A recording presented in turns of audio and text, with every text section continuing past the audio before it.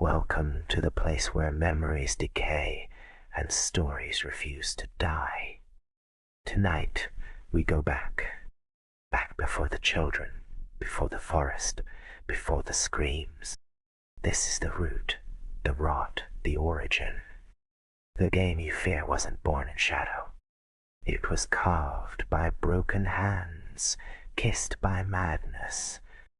Let me take you to the year 1400, where an artist bled a curse into wood, and fate learned to grin. No more waiting. Let the dice fall. Let the tale begin. Ah, the year. Far too old for your memory to hold.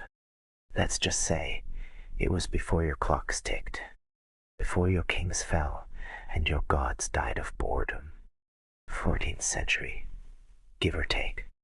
And there I was, a man with more dreams than coins. An artist, or so I claimed. But paint does not feed. And poetry, well, you cannot eat verse when your belly sings of emptiness. I tried to sell beauty, but beauty, like honesty, has no buyers. So I turned my hands to craft. Wood, bone, and from those scraps of the forgotten world, I shaped something. A game. Oh, not like your chess with its rules and crowns, nor like fox and hounds. No, no, mine was different. Alive. A gamble against fate itself. But what did they call it? Moronic. Child's play. The sort of tripe a drunkard might scribble between dying dreams. They laughed. That tossed my board into the mud, and something in me broke. Not like glass. No, like bone. Quiet. Final. And from that pain, the real game was born. So I returned the table. Splinters in my fingers, ink under my nails. No more ivory. No oak. Just parchment and hope. I made copies. Hand-drawn maps of shifting woods and hollow squares. Rules written in the margins, like whispers. And 3 dice. Always 3. Never more. Never less. I walked the alleys like a ghost in daylight, looking for those who still played. Children, yes. The ones too young to mock. Too wild to fear a game with no name. And I gave it to them, one by one, folded neatly like a secret past in church. Oh, child's play. Yes, let it be theirs then. If adults won't understand, let the children be the first to wonder. I watched, desperate, hungry for their eyes to widen, for their laughter to mean something real. I just wanted one, just one soul. And, oh, what joy it brought me. Their little fingers flicking dice, their feet stepping square to square, laughing, wondering, dreaming. They didn't need much, just a number, and a place to move. Simple, yes, but joy, pure joy, was never meant to be complex.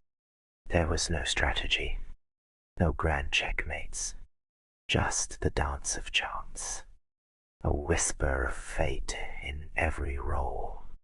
I felt seen, like maybe the ink on my hands would finally mean something. But happiness, no, it stays. Not for people like me. My little parchment game. Fragile, sacred. It found its way into the hands of a monarch's son. A prince, they called him. Soft hands, cold eyes. The type of boy born to break things he doesn't understand. And break it he did. He tore the paper in two, spat on it, called it poison for minds, said it would rot the brains of any child foolish enough to play. I stood there, a smile I couldn't swallow, a heart cracking like old wood, and they listened to him. Guards burned every copy. Mothers ripped it from small, trembling hands. Children cried, but no one stopped. They erased me, erased my work from every corner, like I was a disease. Tell me, what did I do wrong? I gave them joy. I gave them wonder. I gave them a world, and in return, they gave me ash. That's when I decided, if joy is something you take, then I shall take as well. As you did unto me, I will return it, with teeth, with time, with rules you cannot undo. So I went to the manor. Oh yes, the royal gates, the cold stones, the guards with bored eyes. And luck, that day, luck was mine, just when I no longer prayed for it. The prince and his brothers, boiled fruit, ripe with arrogance. I found them in the garden, laughing at beetles and burning ants. I bowed, I smiled. I offered, my lords, I said, would you care for a new game? Their pride made them fools. I told them the rules. Finish the game, and if you do, I will let you mock me forevermore. We'll vanish, never to create again. They chuckled. Easy prey. I handed them the paperboard, the dice, 3, still warm from my rage. I pointed to the woods behind the manor, where old trees wore scars like secrets. See those markings on the bark? I said, they mirror the squares. And that one, the red one, that's where you lose. They didn't believe me. Of course they didn't. So I showed them. I took out my timepiece.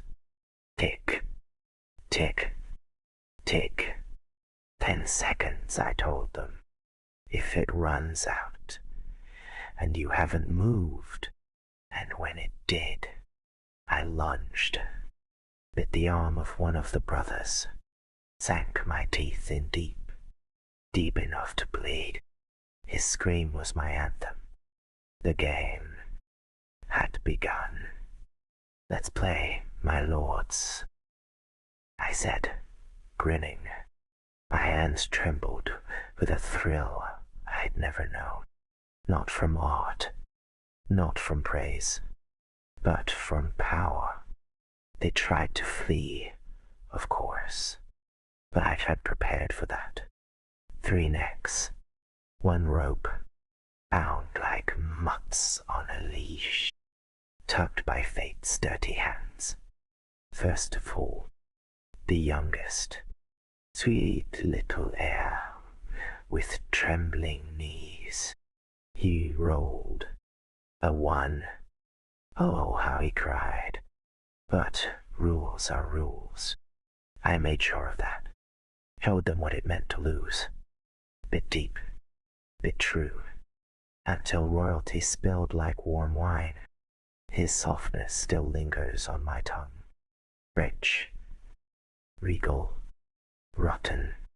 The others screamed. Oh, how they wept. But I was joyful. You called my game moronic. I whispered, crouched close to their horror.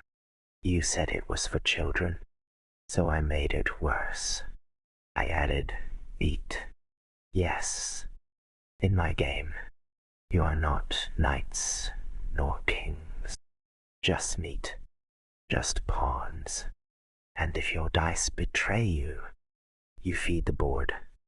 They drag their brother's body, shaking, sobbing, all the way to the final square, covered in filth, in fear, in the truth of what they mocked.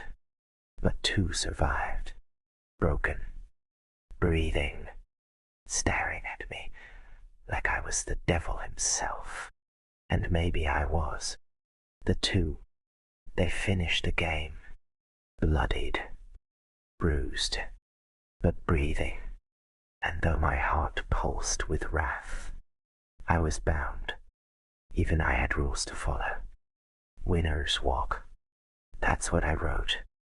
Even if they staggered like ghosts, even if their pride hung by a thread, I let them go. I watched them vanish into the trees that night, into a silence thick as wet wool. And I knew what waited for me. The Halifax gibbet. Oh yes, I could already feel its kiss. Cold wood, iron blade, my neck offered like a final move in a long-lost match. So what does a dying man do? He creates. I drew my last paperboard game, clean and cruel, carved the dice with shaking hands. 1, 2, 3, 4, 5, and straighter. I folded it all into a box, pine and pitch, sealed with spit and spite. My legacy. That's when the knock came. Hollow, calm, a light end to a mad story. I heard about you, mister, the voice said. A young man, regal, in posture, luxurious in his silence. Royalty. Again, but different. He stepped inside with a glint that didn't shine. It shimmered like oil on water. And he made me an offer. I want your game played, remembered. I want you inside it. What does a doomed man say? I said yes. I handed him the box, my last breath wrapped in birch and bone. And as he left, I smiled. This is it, I told myself. How tragic one life is. I never asked for gold, never sought fame. I just wanted to be seen, for someone, anyone, to say that was his game. And maybe they will. Maybe they'll remember me, not by name, but by what I made. And so I stood, my neck offered to the Halifax gibbet, the gallows grinning like an old friend. I saw him, the young royal, the one who took my paperboard game, no longer a visitor, but a shadow in the crowd. Around me noise, 1,000 voices, anger howling, sobs from the young, bit and stones and stories. They mourned not for me, but for what I made. I closed my eyes. I brought joy once, I thought, but I leave behind a nightmare. The blade whispered above, a breath away from bone. So I screamed, with everything left in me, from the bottom of my rotting lungs. The game I made will never end. It will live for centuries. It will be played by every young fool with hope. It will be plagiarized, stolen, copied, but always mine, always mine. And then, a soundless moment, where time held its breath. I saw him again, that royal boy, now a man of quiet ruin, standing in the crowd. He grinned and mouthed 2 words. It will. Then came the kiss. Iron, swift, cold, and kind. My head fell, rolled through the dust, into a forest of boots and judgment. And that is how the game was built. Not from rules, not from pieces, but from blood and pride and the scream of a forgotten man.